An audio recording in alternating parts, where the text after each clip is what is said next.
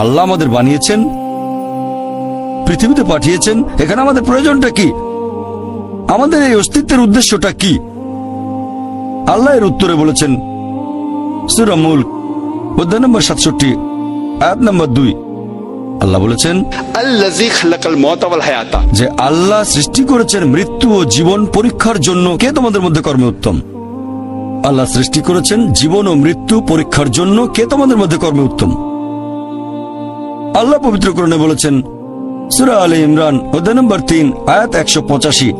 আল্লাহ বলেছেন কুল্লু নাফসিন যায়কাতুল মউত, প্রত্যেক জীব মৃত্যুর স্বাদ গ্রহণ করবে, আর চূড়ান্ত বিচার হবে রোজ কিয়ামতের দিনে। যাকে সেদিন দোজখ থেকে রক্ষা করা হবে আর বেহেশতে দাখিল করা হবে, সেই পৃথিবীর উদ্দেশ্য অর্জনে সফল কাম। কারণ এই পার্থিব জীবন ছলনাময় ভোগ ব্যতীত আর কিছুই নয়। তার মানে এই পৃথিবীতে আমাদের ইহকাল, এটা পরকালের জন্য একটা পরীক্ষা। যদি আল্লাহ সুবহানাহু ওয়া তাআলার আদেশগুলো মেনে চলেন, তাহলে পরকালের জীবনে বেহেশতে যেতে পারবেন, আর আদেশগুলো না মানলে বেহেশতে যেতে পারবেন না, দোজখে যাবেন। তাহলে এই জীবন আমাদের অস্তিত্বের পেছনের উদ্দেশ্য। আল্লাহ বলছেন পরকালের জন্য পরীক্ষা। আর আল্লাহ পবিত্র কোরআনে বলেছেন সূরা আনকাবুত অধ্যায় নম্বর 29 আয়াত নম্বর 2 যে তোমরা কি মনে করো আমরা ঈমান এনেছি এটা বললেই তোমাদের ছেড়ে দেওয়া হবে? তোমাদের অবশ্যই পরীক্ষা নেব।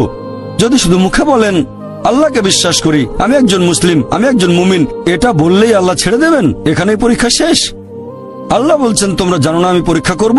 শুধু বললেন আমি একজন মুসলিম, শুধু মুখে বললেন আমি বিশ্বাসী, মুখে বললেন আমি আল্লাহর কাছে নিজের ইচ্ছাকে সমর্পণ করি, তাহলে আপনাকে ছেড়ে দেওয়া হবে না। আল্লাহ অবশ্যই পরীক্ষা করবেন। আল্লাহ পবিত্র কোরআনে বলেছেন সূরা বাকারা অধ্যায় নম্বর 2 আয়াত নম্বর 155 আমি অবশ্যই তোমাদের পরীক্ষা করব ক্ষুধার ভয় দিয়ে, জীবন আর ধন সম্পদের ক্ষয়ক্ষতি দিয়ে এবং ফল ও ফসলের ক্ষয়ক্ষতি দিয়ে। আর শুভ সংবাদ দাও তাদের যারা ধৈর্যশীল। আল্লাহ সবাইকে পরীক্ষা করবেন ভয় দিয়ে, ক্ষুধা দিয়ে, জীবন আর ধন সম্পদের ক্ষয়ক্ষতি দিয়ে, ফল ফসলের ক্ষয়ক্ষতি দিয়ে। আল্লাহ অবশ্যই পরীক্ষা করবেন। আর আল্লাহ এক একজনকে এক একভাবে পরীক্ষা করেন। আল্লাহ পবিত্র কোরআনে বলেছেন সূরা আনাম অধ্যায় নম্বর 6 আয়াত নম্বর 165। আল্লাহ বলেছেন যে তিনি কিছু মানুষকে অন্যদের তুলনায় বেশি মর্যাদা দান করেছেন। আল্লাহ সুবহানাহু ওয়া তাআলা কিছু মানুষকে অন্য মানুষদের তুলনায় বেশি মর্যাদা দিয়েছেন। আল্লাহ কোরআনে বলেছেন সূরা নাহল অধ্যায় নম্বর 16 আয়াত নম্বর 71 যে তিনি কিছু মানুষকে অন্য মানুষের তুলনায় শ্রেষ্ঠত্ব দান করেছেন।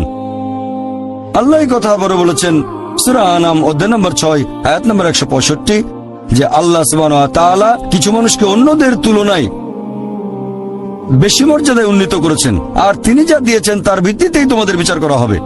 এখানে অনেক লোকজন এভাবে প্রশ্ন করে আল্লাহ তাআলা এখানে সুবিচার করবেন কিভাবে?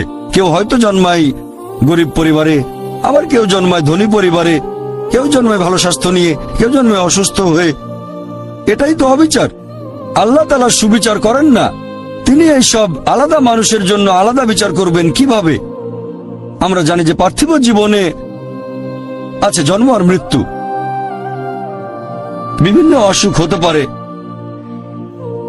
কেউ গরিব কেউ ধনী, এই সবই আসলে পরীক্ষা।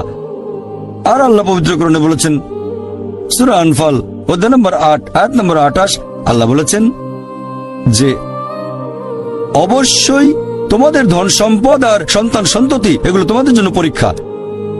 এরপর সূরা মুনাফিকুন অধ্যায় নম্বর 63 আয়াত নম্বর 9 যে তোমাদের সম্পদ আর সন্তান সন্ততি যেন তোমাদেরকে আল্লাহ তাআলার স্মরণে উদাসীন না করে।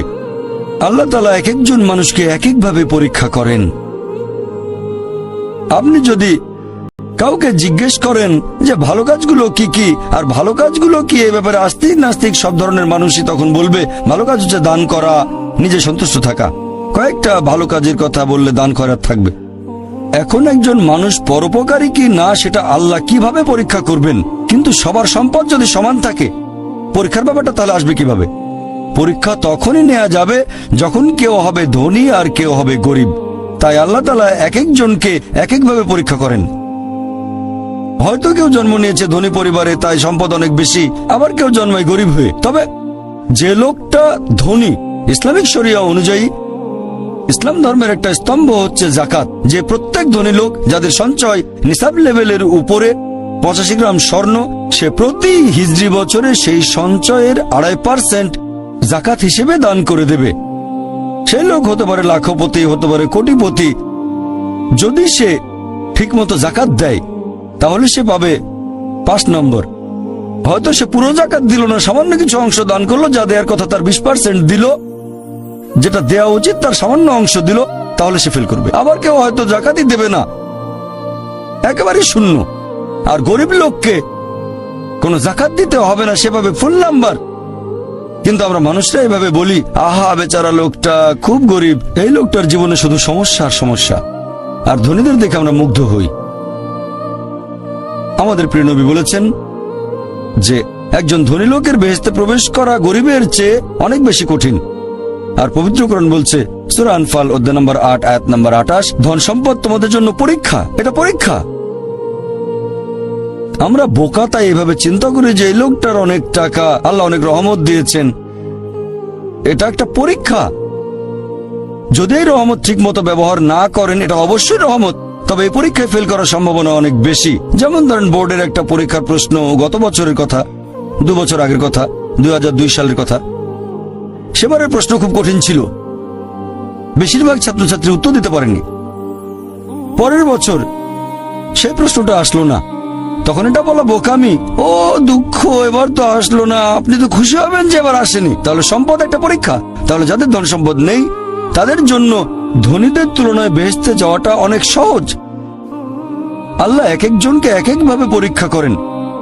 সেজন্য আল্লাহ বলেছেন তোমাদের ধন সম্পদ যেন তোমাদেরকে আল্লাহ তাআলার স্মরণে উদাসীন না করে। এটা একটা পরীক্ষা। আরেকটা পরীক্ষা হচ্ছে সন্তুষ্টি, নিজে সন্তুষ্ট থাকা।